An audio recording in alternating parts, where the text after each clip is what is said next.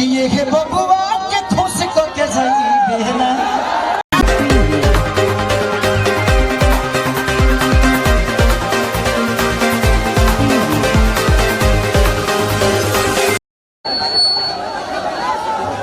कि ये है बबुआ के खुश को के सही बहना। हम दो रिकॉर्डिंग डांस कर देते हैं, एगो छठ के करब आएगो कि दोहरा दब उठल दादा कमर के भीतरिया भीतरिया। दीदी अरे इनको कर ले दे दो भाई, भाई आ रहे हैं, इनका समझ में आ रहा है कि सम्मान करने आ रहे हैं, बाकी थोड़ा दिक्कत लग रहा था।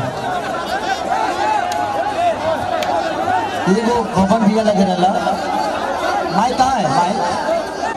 और जाए में भी टाइम लगी और हम आप सबसे मिले खाती हम 4 गो गाना शूटिंग करे गए नहीं। जर्मनी से आर्मेनिया से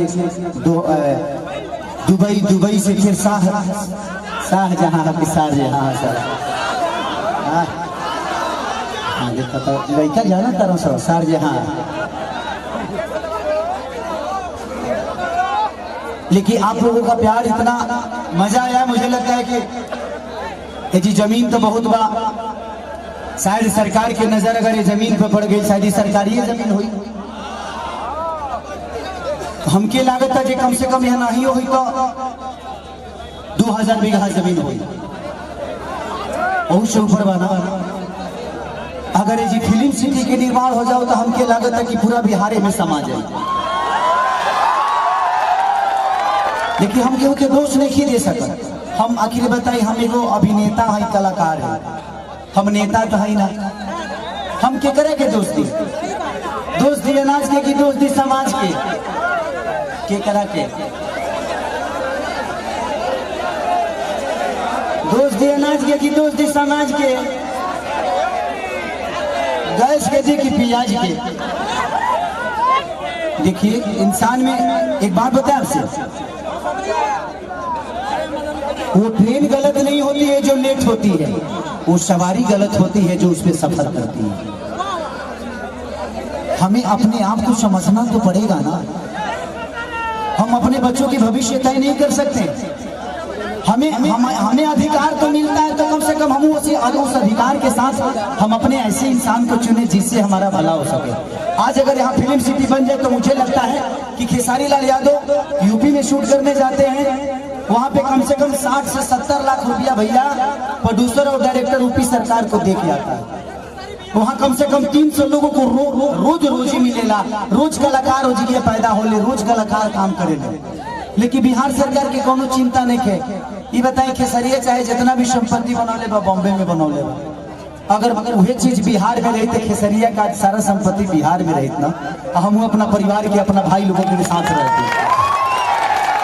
तो हमके भी तकलीफ होला, हमके भी अच्छा ना लगे कि हम दूसरा शहर में जाके दूसरा राज्य में जाके 2 रोटी कमाता नहीं। हमके शर्म लागेला दूसरा के जगह काम करे में, लेकिन क्या करी जब हमारे खेत बंजर हो जाए तो हर तो दूसरे के खेत में चला लगे पड़ी हमके। और हमारा खेत बंजर, हम किसान हो के भी इस खेत को आबाद नहीं कर पा रहे हैं तो गलती हमारी है। गलती हमारी ये है कि हम जब इलेक्शन आता है तो खाली 2 फ्रूटी पिए लगे तो बटन दूसरा जगह चल जाता है। सबसे पहले एक दिन की खुशी को मारना पड़ेगा अगर आपको पूरे जीवन की खुशी लेना है। एक दिन की खुशी को जिस दिन आप मार दीजिएगा, अधिकार वो आपका नहीं है, वो आपके बच्चे का भविष्य है जो आपको तय करना है। पैदा करना ही बच्चों का भविष्य नहीं होता, शिक्षा देना ही भविष्य नहीं होता।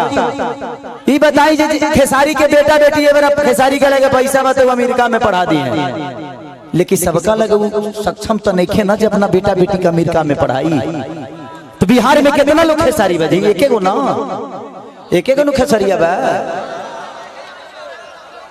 ये बताइए आज भी हमारे बिहार के नेता हैं, यूपी के नेता हैं, सबके अपने बच्चे कोई अमेरिका में पढ़ता है, कोई लंदन में पढ़ता है, कोई मॉरिशस में पढ़ता है। किसी किसान का बेटा कहाँ पढ़ने जाता है क्योंकि उसकी क्षमता नहीं है। क्योंकि इन लोगों ने अगर यहीं पे स्कूल दिया होता तो इनके भी बच्चे यहीं पे शिक्षित हो जाते।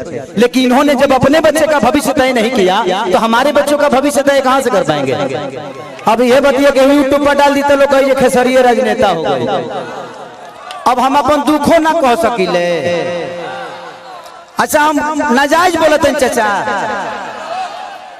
अभी बताइए खेसरिया जब अपना खातिर हॉस्पिटल नहीं बनवले तब गांव भर के इलाज कहाँ से कराई? तो जब ये हमारे नेता अपना इलाज कराने के लिए एम्स में जाते हैं, हमारे नेता अपना इलाज कराने के लिए बॉम्बे जाते हैं, विदेश जाते हैं, तो ये बताइए जब ये अपने इलाज के लिए अस्पताल नहीं खुलवाए तो हमारे इलाज के लिए कहां से खुलवा पाएंगे? मेरी उम्र आज 28 से 30 वर्ष की हो गई। 30 वर्ष से हो सकता है 5 वर्ष बाद मुझे होश आ गया होगा। 25 वर्ष से तो ऐसा ही देख रहा हूँ कि हमारा बिहार में बदलाव कुछ नहीं हुआ है। दारू बंद हुआ है तब वो मिलिए रहा है। इसमें दोस्त हम सरकार को नहीं देंगे क्योंकि हमारे पास रोजी नहीं है। हम अपनी रोजी ढूंढते हैं, वो चाहे हमें नशा में मिले या बुराई करके मिले या किसी का मर्डर करके मिले।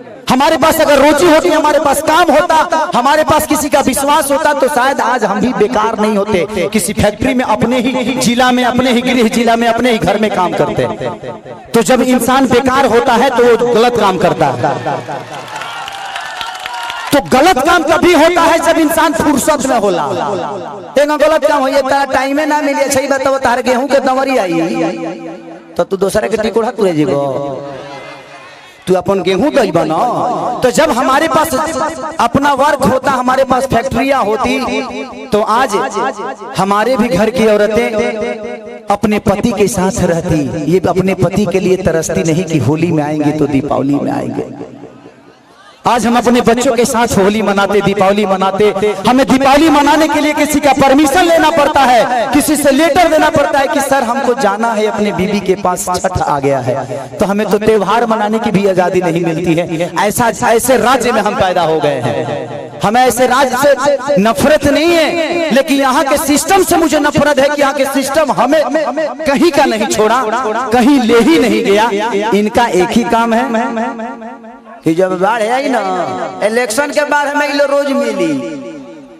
अगर इलेक्शन बा जहाँ बाढ़ आई कि चिवड़ा खाद खाद पेट मॉल हो जाए, खूब खाए बरवा चिवड़ा।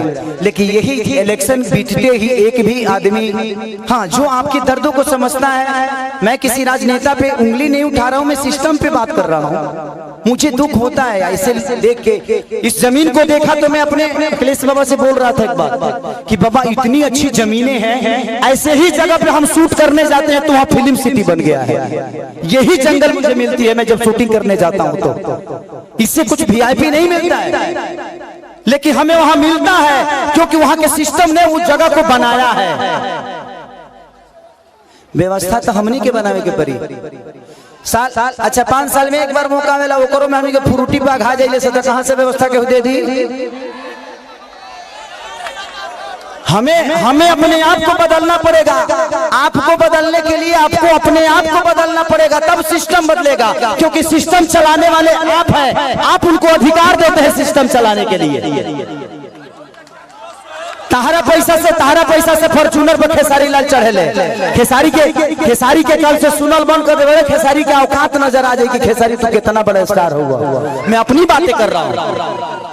तो जब खेसारी लाल यादव की औकात आपके हाथों में है, मेरा भविष्य आपने तय किया है। एक दूध बेचने वाले बेटा, एक लिट्टी बेचने वाले बेटा स्टार आपने बनाया ना। मेरे पिताजी कभी मेरा सिनेमा नहीं देखते हैं, लेकिन आप लोग अपने बेटा के लिए अपना हाथ तक फाड़ लेते हो। तो मेरे बाप से बढ़ के आप सब होते हो, इसीलिए मैं हमेशा आप सबसे प्यार करता हूँ। मैंने अपनी जगह पर